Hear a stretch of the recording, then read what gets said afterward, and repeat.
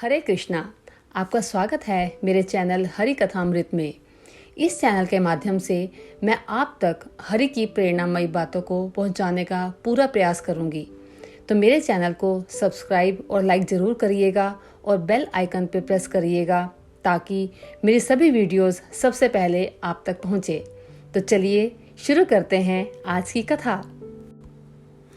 एक पक्षी था जो रेगिस्तान में रहता था, बहुत बीमार, कोई पंख नहीं, खाने पीने के लिए कुछ नहीं, रहने के लिए भी कोई आश्रय नहीं था। एक दिन एक देवदूत उधर से गुजर रहा था। उस बीमार और दुखी पक्षी ने देवदूत को रोका और पूछा, तुम कहाँ जा रहे हो? उसने उत्तर दिया, मैं स्वर्ग जा रहा हूँ। बीमार पक्षी ने कहा, कृपया मेरे लिए पता करें कि मेरी पीड़ा कब तक समाप्त होगी। देवदूत ने कहा, निश्चित ही मैं इसका पता करूँगा। इतना कहकर देवदूत ने बीमार पक्षी से विदा ली और स्वर्ग पहुंच गया और पक्षी का संदेश दिया। तब स्वर्गदूत ने कहा, पक्षी के जीवन में अगले 7 वर्ष तक इसी तरह का कष्ट लिखा हुआ है और उसे ऐसे ही 7 वर्ष तक कष्ट भोगना पड़ेगा। तब तक उसके जीवन में कोई खुशी नहीं है। देवदूत ने कहा, जब बीमार पक्षी यह सुनेगा तो वह निराश हो जाएगा। क्या आप इसके लिए कोई उपाय बता सकते हैं? स्वर्गदूत ने उत्तर दिया, ठीक है, उससे कहो कि इस मंत्र को हमेशा बोलता रहे। इन सब के लिए भगवान तेरा शुक्र है। वापसी पर जब देवदूत बीमार पक्षी से फिर मिला तो उसने उसे जल्दी ठीक होने का स्वर्गदूत का मंत्र बताया। 7-8 दिनों के बाद देवदूत जब फिर उधर से गुजर रहा था तब उसने देखा कि पक्षी बहुत खुश था। उसके शरीर पर पंख उगाए थे। उस रेगिस्तान इलाके में एक छोटा सा पौधा लगा हुआ था। वहाँ पानी का एक छोटा सा तालाब भी बना हुआ था। वह पक्षी खुश होकर नाच रहा था। देवदूत चकित था। स्वर्गदूत ने तो कहा था कि अगले 7 वर्षों तक पक्षी के लिए कोई खुशी नहीं होगी। इस सवाल को ध्यान में रखते हुए देवदूत स्वर्गदूत से मिलने पहुंच गया।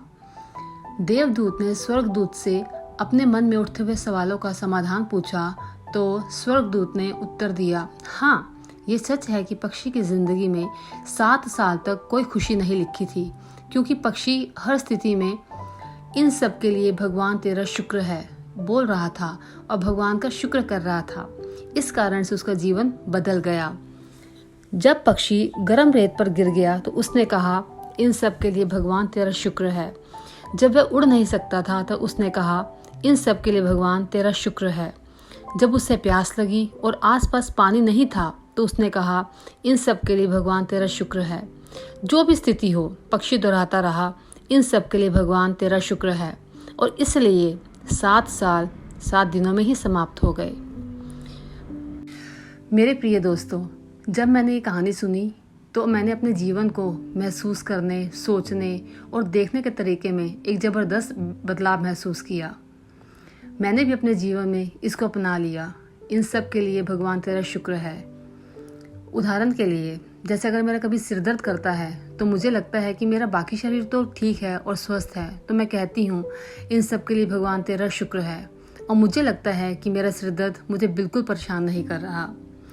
इस भगवान के शुक्राने का मेरे जीवन पर वास्तव में बहुत गहरा प्रभाव पड़ा। मुझे लगने लगा कि मैं कितनी धन्य हूँ, कितनी खुश हूँ, जीवन कितना अच्छा है।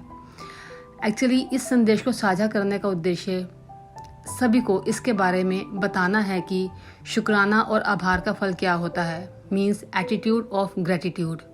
कितना शक्तिशाली है मंत्र हमारे जीवन को जो एक नया रूप दे सकता है। इसलिए हमें हमेशा भगवान के लिए आभारी रहना चाहिए।